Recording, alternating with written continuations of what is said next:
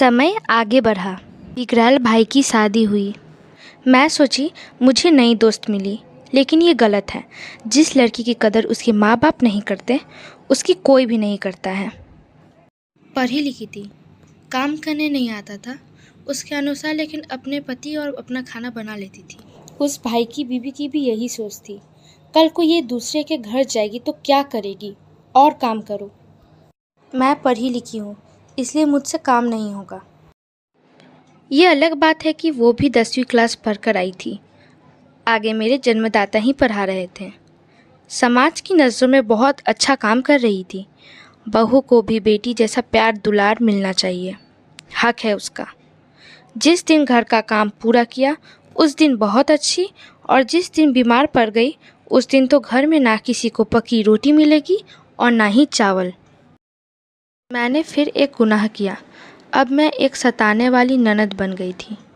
जब मन करता भाई हाथ छोड़ देता, पिता साथ देते। मैंने अपने खिलाफ थोड़ा बहुत बोलना शुरू किया। अब तो मैं सबसे बुरी लड़की बन गई। माँ की भी घर में चलनी बंद हो गई, इसलिए वो भी मजबूर हो गई थोड़ा बहुत। अभी भी कई घरों में सिर्फ बहू ही नहीं, ननद भी सताई जाती है। मैंने सोचा मार तो वैसे भी पड़ेगी, तो चलो थोड़ा अब अपने लिए लड़े। अब मैं एक बहुत ही गंदी लड़की बन गई थी।